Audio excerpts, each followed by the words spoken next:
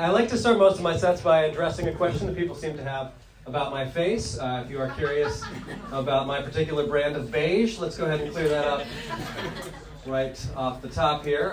If you're curious, my dad is from India, and my mom is a tiny white lady from Wisconsin, which apparently results in a Mexican man.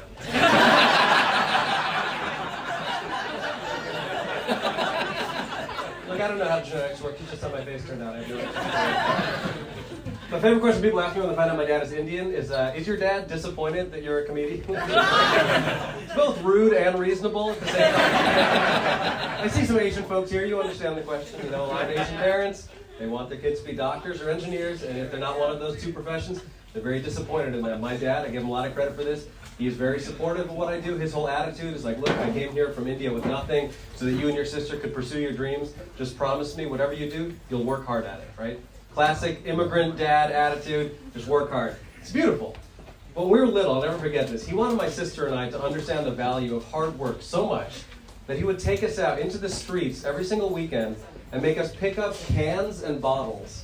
And then we would exchange them for like 5 cents a piece, and we would split that money, and that was the only allowance we had the entire time we were growing up. So now, when people ask me if my dad is disappointed that I'm a comedian, I'm like, no, because apparently he is preparing me to be homeless. I'm killing it.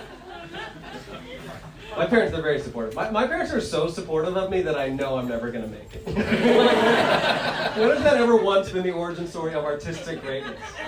Everyone believed in me the whole time. That's not how that works. You need haters, you know?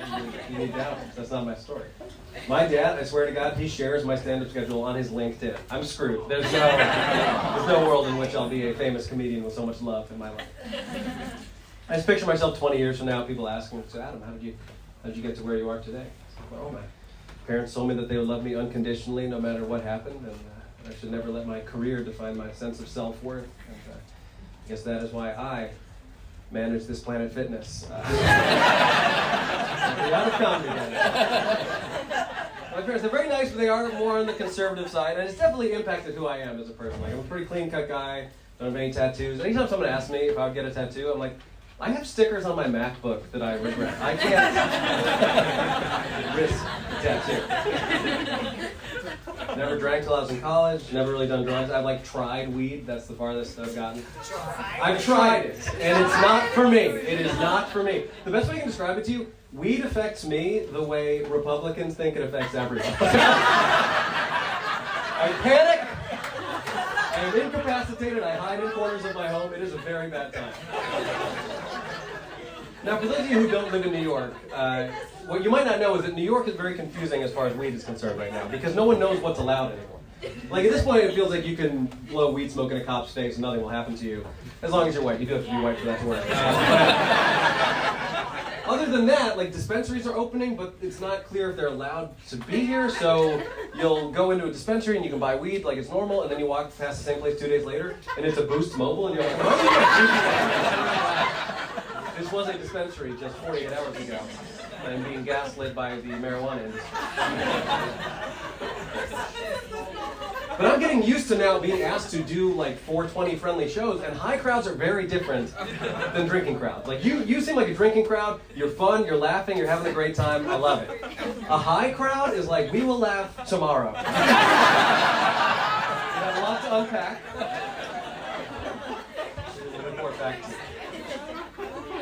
But I did a show at a dispensary, and I don't want to brag, but I got paid $20.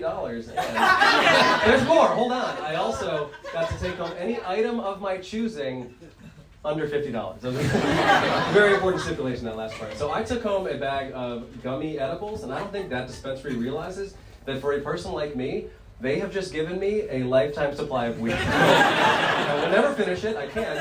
I shouldn't. I will have a meltdown.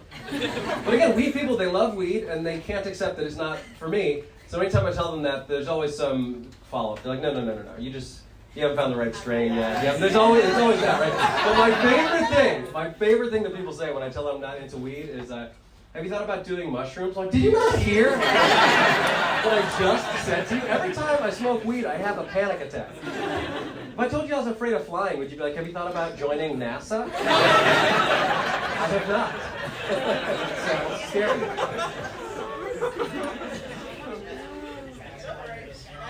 But again, my parents are more on the conservative side, and that became an issue when I quarantined with them for like 4 months during the pandemic. And the biggest issue I had with them was, as I told you, they were too supportive of my dreams. And what that meant was I started doing some of those virtual comedy shows, and they wanted to watch all of them. It was very sweet, right? So the first couple weeks I'm home, I agreed to do a show on Instagram Live before learning that Instagram Live is a living nightmare if you are a comedian because you can't see anyone. You are telling jokes to literally no one, and all you see in the corner of the screen is a little number signifying who is supposedly watching you, but you don't know who's there. So I agreed to do this show. Unbeknownst to me, my loving parents tune in from downstairs in the same house. And I don't know that they're watching. And the whole premise of the show is that we're all going to try our new quarantine material.